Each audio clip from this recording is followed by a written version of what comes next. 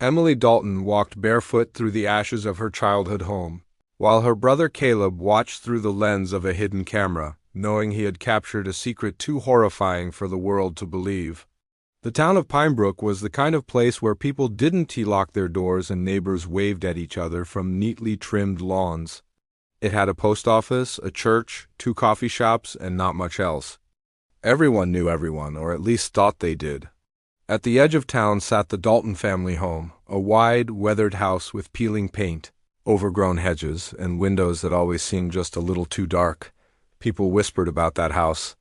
Not because of anything specific, but because something about it felt off. Still, no one said anything out loud. People in Pinebrook preferred to mind their own business. Inside that house lived the Dalton family, what was left of it, anyway. Emily Dalton, 19 years old, was the kind of girl people stared at without meaning to. Her beauty was striking, but so was her silence. She walked like she had secrets, and her eyes never settled on one thing too long. Her younger brother Caleb was 17, shy, and barely noticed in town. He rarely spoke and was always filming something. He carried his camera everywhere, documenting the mundane: ants on the sidewalk, leaves blowing across the street, the way shadows stretched and shrank with the sun. His fascination with filming began as a hobby, but soon turned into a compulsion. He said little, but he saw everything.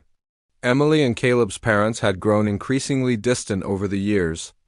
Their mother spent most days locked in her bedroom, humming old lullabies under her breath, and their father worked nights, claiming he did the extra shifts to make ends meet. That left the house in the hands of 2 others, Henry and Wayne, the children's uncles who had moved in 6 months ago after losing their homes in a housing crash. They weren't T-blood related in the traditional sense, half-brothers from their mother's first marriage, but they were close to the Daltons in a way that no one else was. From the beginning, something about Henry and Wayne unsettled Caleb. They were too affectionate with Emily, always brushing her hair away from her face, whispering things to her when they thought no one was watching. At first, Caleb thought he was imagining it. Then he started seeing it. The way Emily leaned into them, the soft laughter late at night coming from behind closed doors, the locked basement door that only they had the key to. Sometimes Caleb would wake up to find them all gone, only to hear them return just before dawn, whispering and giggling as they crept back in. Caleb's camera became his shield. He started placing it in corners of the house, taping it to bookshelves, hiding it behind vases. He never said a word to anyone about what he was doing. He just recorded. Every day he reviewed hours of footage. Most of it was harmless, just shadows and dust motes. But slowly, things began to surface, footsteps at strange hours. Emily disappearing into the basement with both uncles for hours. One night, the camera caught something more disturbing. Henry walking shirtless through the hallway with a red mark across his chest.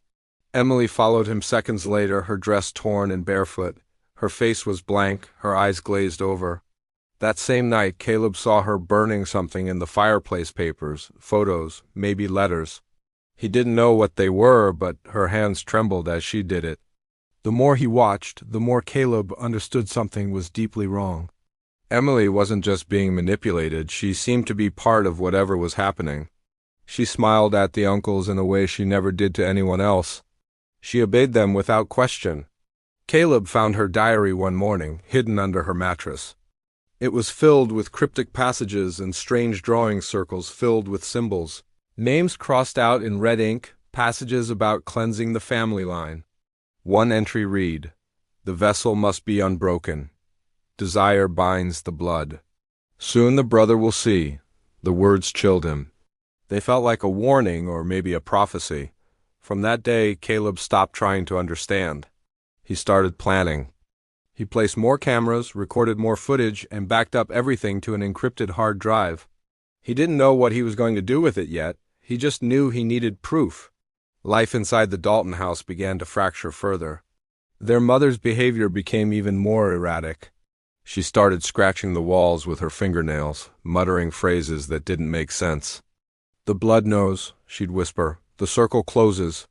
Their father, once a quiet man, now barely acknowledged Caleb's existence. He came home and went straight to the garage, where he worked on something late into the night. Caleb peeked in once and saw strange tools laid out in neat rose knives, old books, bottles filled with ash. His father didn't notice him watching. Or maybe he did and just didn't care. Emily spent more time in the attic with Henry and Wayne. Caleb wasn't allowed up there anymore. The door had been padlocked from the inside, and a small camera Caleb placed outside it once caught flickers of light through the keyhole candlelight. Maybe one night he heard chanting. Low, rhythmic sounds that vibrated through the floorboards. Then came the animals. First, it was the neighbor's cat. Caleb found it buried in the backyard with strange carvings on its fur. Then a rabbit appeared on their doorstep, gutted and wrapped in linen. No one else seemed surprised. Not even Emily. By now, Caleb barely left his room. His grades dropped. He didn't return calls. People at school stopped asking where he was. His world had narrowed down to three things: his sister, the uncles, and the growing darkness inside his home. Whatever was happening, it was reaching a breaking point. Then, one night, he caught something on camera that changed everything. From a hidden vent in the hallway ceiling, his lens captured Emily sitting in the basement, flanked by Henry and Wayne. They weren't touching her, not this time. Instead, they were drawing symbols on her skin with black paint. Emily's eyes were closed, her lips moving silently.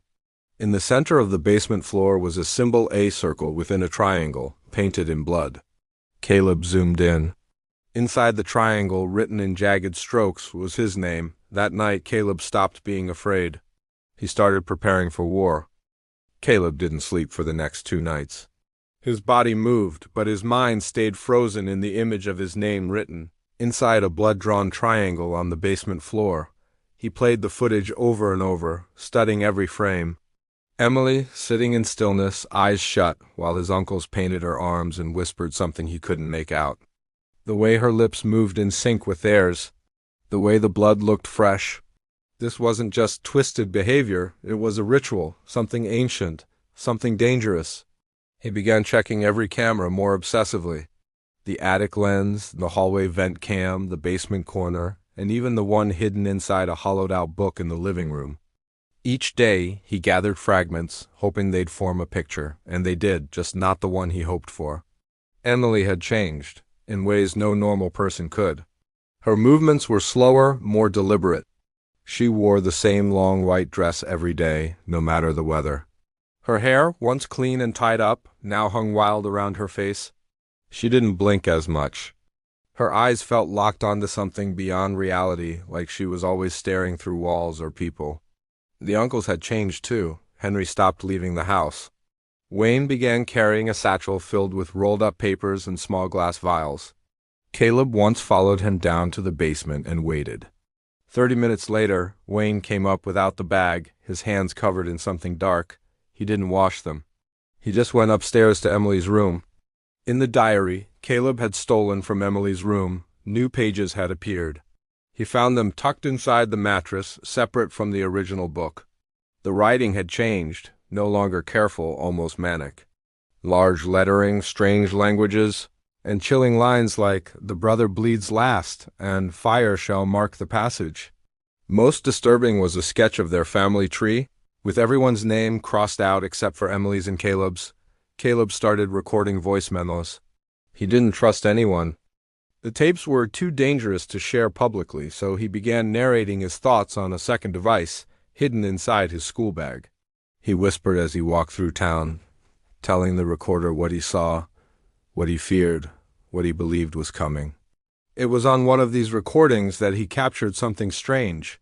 He had been sitting on a park bench, alone, whispering about the symbols on Emily's skin. When he played the audio back later that night, he heard a voice faint, layered over his own. A whisper that didn't belong to him. "You are the key." The next morning, things escalated. He woke to find a small animal skull on his pillow, bleached clean, its sockets empty. He jumped up, heart racing, and checked the house. No one acknowledged anything. Emily was in the kitchen, calmly cutting fruit. His mother was staring at the television, even though it wasn't turned on. His father's car was gone, though he never left in the mornings. That afternoon, Caleb hid in the basement while the rest of the family attended some strange gathering in the backyard. He pressed himself into a crawlspace beneath the stairs and waited, camera in hand. Hours passed before they returned. He filmed through a gap in the wooden boards. Emily entered first. Her dress was stained with something red and grainy. She walked barefoot across the basement floor and stood in the triangle again. Wayne followed, chanting softly, lighting candles in the corners. Henry brought in what looked like a mirror framed with bones, its surface coated in ash. Then came something unexpected. Their mother entered, barefoot, eyes glassy. She held a birdcage in her hands. Inside it, a raven flapped its wings furiously. She placed the cage in the center of the triangle and stepped back. Emily knelt and whispered something. Caleb zoomed in. Her lips formed one word. His name. The bird stopped moving. It was like the air thickened. Every flame flickered once, then burned blue. Henry smashed the mirror. Wayne opened a notebook and drew a symbol that looked like a snake swallowing its tail. Emily didn't move. She just stared into the space where the mirror had been. When they left, Caleb crawled out and took pictures of everything. The ashes, the markings, the blood-stained feathers near the broken cage. He took one of the burned candles and stored it in a jar, unsure why, but convinced he needed evidence-physical proof, not just digital. That night, the dreams began. Caleb dreamed of the triangle, but it was no longer in the basement. It was drawn on his skin. Emily stood over him, painting symbols on his arms. Behind her, the uncles chanted, but their faces weren't human anymore. They had no eyes, only deep sockets dripping with dark liquid. He woke up screaming. Things in the house grew worse by the day. The lights flickered constantly, even when there was no wind or storm. The air smelled like iron and something foul. Their mother stopped eating. She sat in the same chair every day, rocking slowly. When Caleb asked where Dad was, she simply smiled. He checked the garage. The car was still gone. But on the garage floor there were deep red streaks, drag marks. Something heavy had been moved. In the attic, Emily's voice could be heard late into the night.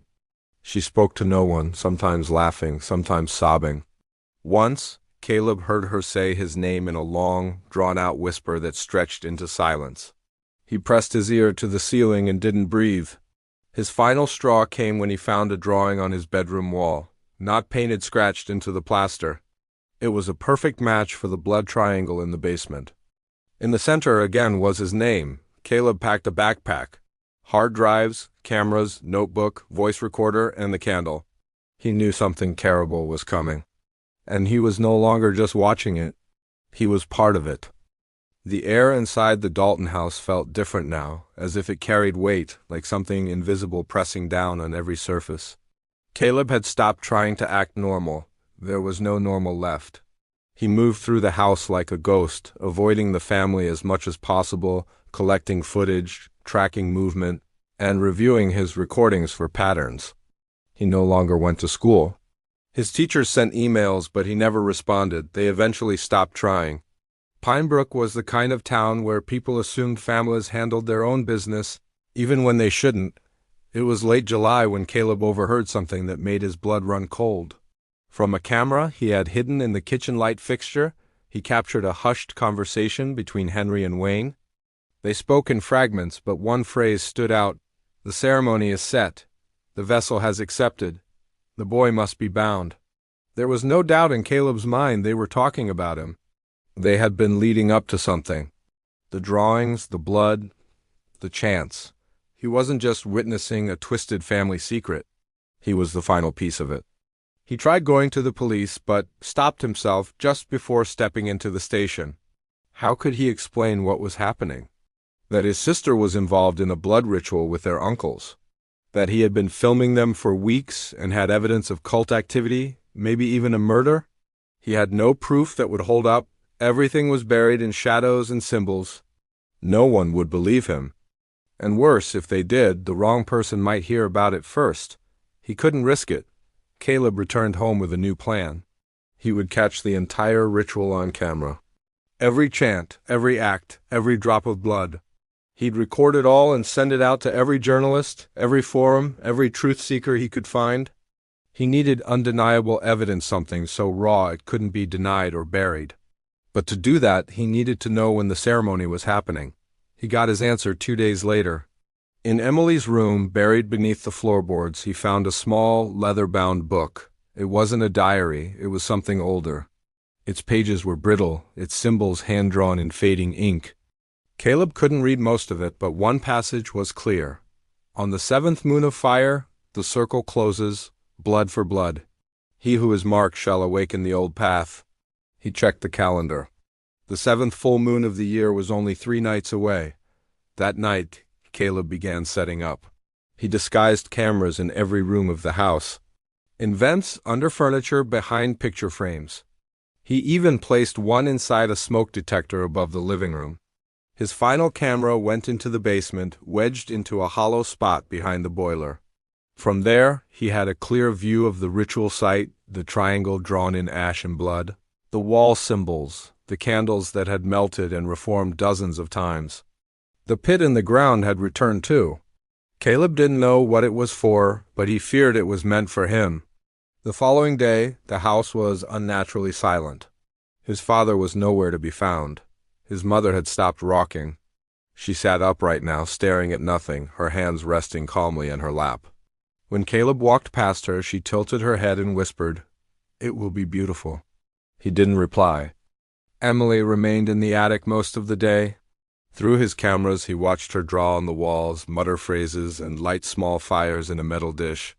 She was preparing, rehearsing maybe. In one clip, she held a small object to her chest.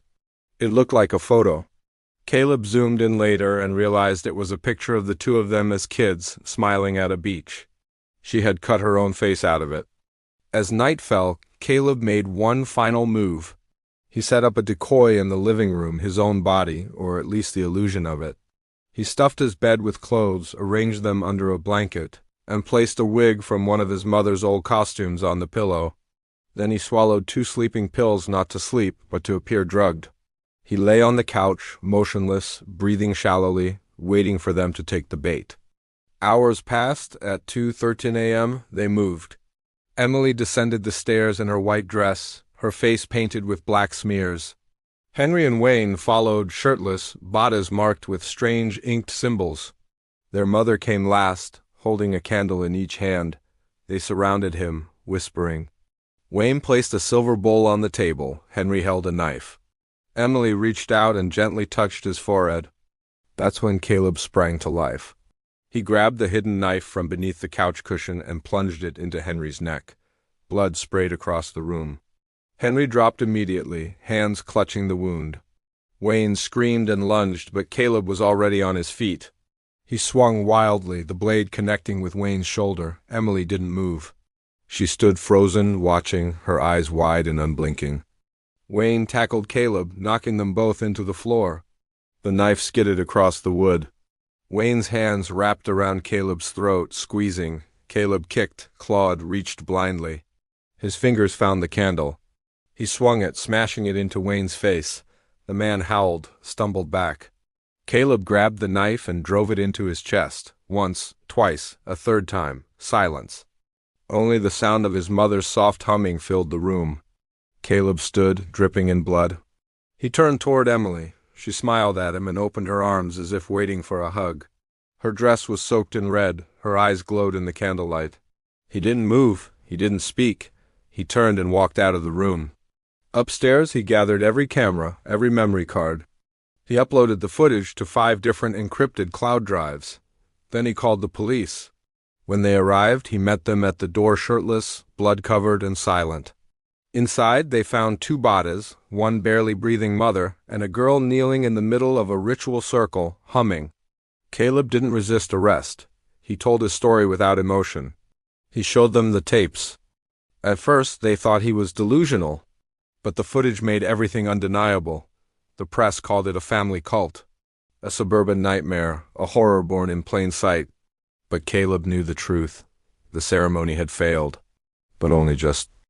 The media storm hit Pinebrook like a hurricane. Reporters lined the street in front of the Dalton house. Cameras flashing, voices raised, neighbors whispering through cracked windows. The footage Caleb had uploaded spread like wildfire on news broadcasts, online forums, and crime podcasts. Everyone had an opinion, and everyone wanted answers. The phrase Dalton family cult trended worldwide. Inside a secured facility miles away from town, Caleb sat in an interview room, hands folded, eyes empty. He had been placed under protective observation, deemed a survivor but also a potential suspect. His recordings had cleared him of murder charges, self-defense, the detectives agreed. But his silence raised questions. He spoke only when prompted, never offering more than what was asked. He refused therapy, ignored letters, and rejected any offer of assistance. Behind the scenes, investigators were piecing together the remnants of the Dalton family. The attic had been stripped of furniture and turned into a shrine, its walls covered in symbols, dried blood, and pages torn from Emily's leather-bound book. Forensic experts were baffled by the symbols. Some resembled ancient runes, others appeared entirely invented. Linguists couldn't decipher them. Psychologists called it an invented spiritual delusion, but Caleb knew better. One of the officers assigned to the case, Detective Mara Lindley, became obsessed with understanding the Dalton family. She spent hours going through the tapes, trying to make sense of the rituals, the language, the purpose. Something about Caleb's emotionless stare haunted her. He wasn't traumatized in the typical way. He didn't tremble, didn't cry. It was as if he had seen something so far beyond reality that fear had lost its meaning. What the public didn't know, and what Mara soon discovered, was that one person hadn't died: Emily. When officers entered the house that night, Emily was found kneeling in the ritual circle, humming, her palms turned upward, her white dress soaked with blood that wasn't hers. She didn't resist. She didn't speak. She was placed in psychiatric custody and remained silent for days. Then, one morning, she began to draw. She refused pencils, only used her fingers and any surface she could find: walls, sheets, even her own skin. The facility's staff didn't know what to make of her. They kept her isolated, fearing she might harm herself or others. But she never did. She just smiled, hummed, and wrote. Doctors described her state as nonverbal religious euphoria. Some believe she had experienced a full psychotic break.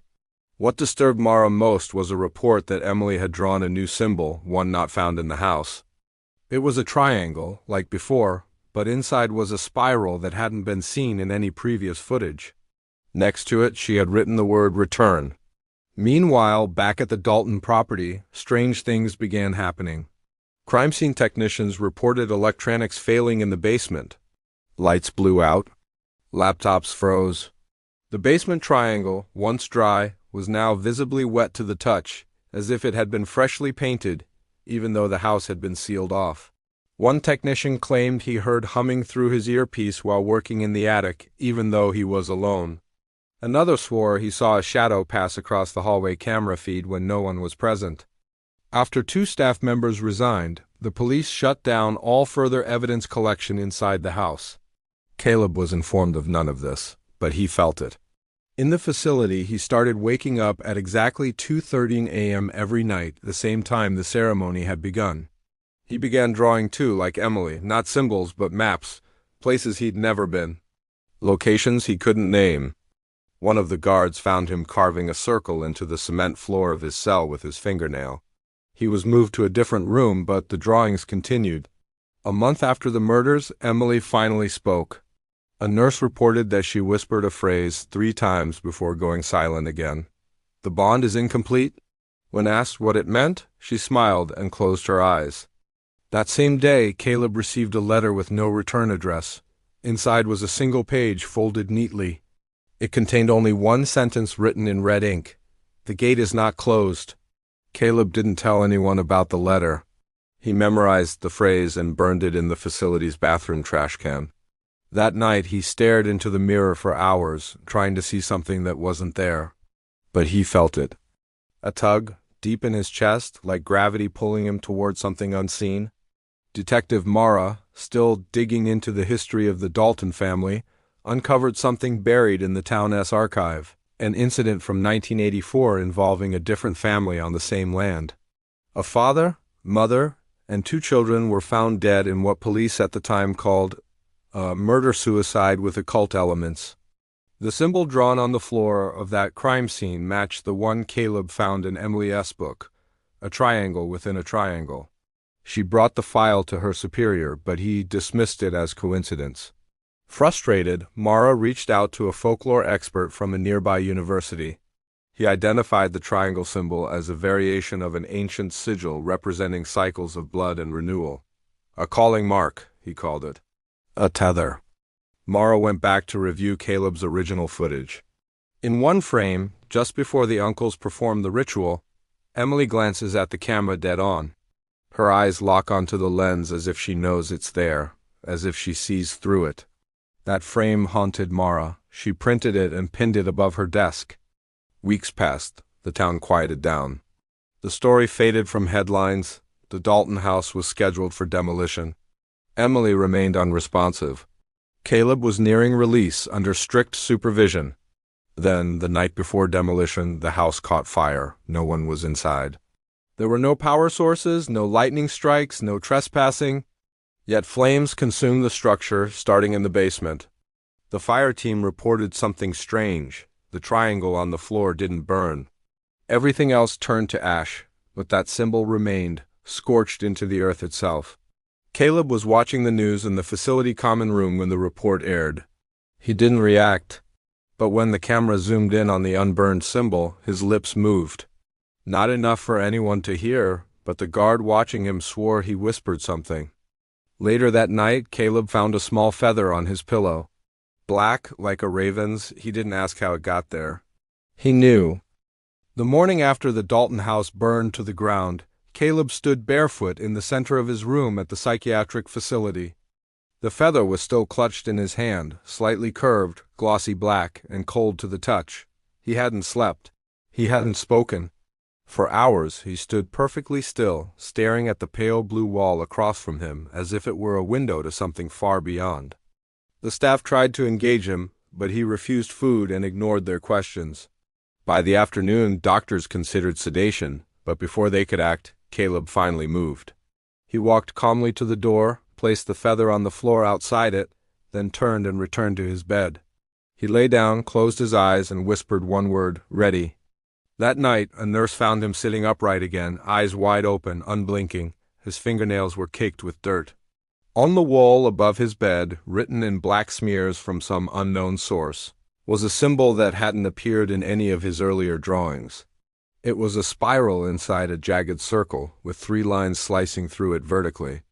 Across the state, in the psychiatric hospital where Emily was housed, a nearly identical event occurred. She was found crouched in the corner of her room, smiling, humming a lullaby no one could identify. On her wall was the same symbol. The time of both incidents? 2:13 a.m. The doctors dismissed it as coordinated psychosis between 2 deeply traumatized siblings. The staff noted it as a bizarre coincidence. But to Detective Mara Lindley, it was something else entirely. She'd never believed this case ended with the deaths. The more she reviewed the evidence, the more she became convinced that the family had been practicing something older than madness, older than language itself. She started digging into Pinebrook's history further, uncovering patterns of violence tied to that same piece of land, stretching back over 100 years, suicides, disappearances, strange symbols carved into barns and trees. In every decade, something had happened, something that was explained away, buried, or ignored. The final confirmation came in the form of an envelope. No postage, no return address, just her name written in black ink. Inside was a single photograph, a group of people dressed in white, standing in a circle around a fire. It was clearly decades old. In the center of the photo was a teenage girl who looked exactly like Emily. Mara's hands trembled as she flipped the photo over. On the back was written, "It always begins with her." By the time she reached the hospital the next morning to question Caleb again, it was too late. The staff were in chaos. At exactly 2:30 a.m., every camera in the building went dark for 3 minutes. During that window, Caleb vanished from his locked room. No broken glass, no forced entry, just gone. His belongings remained untouched. The only thing out of place was a triangle drawn in ash on his bedsheet. Emily disappeared the same night. Security footage showed her lying motionless in her bed one moment. Then the tape glitched and went black. When the image returned, the bed was empty, the room silent. A nurse on duty claimed she saw a raven perched on the windowsill seconds later, though no one believed her. The facility went under investigation. News of the double disappearance reignited public interest, and conspiracy theorists had a field day. Some claimed government involvement. Others believed in demonic possession. But none of them understood what had really happened. Detective Mara withdrew from the force 3 weeks later. Her final report was never submitted. She vanished from public life, retreating to a remote cabin on the edge of the state. One of her colleagues later said she'd been talking about doors between places and how the brother and sister weren't T victims, they were vessels. Meanwhile, sightings began.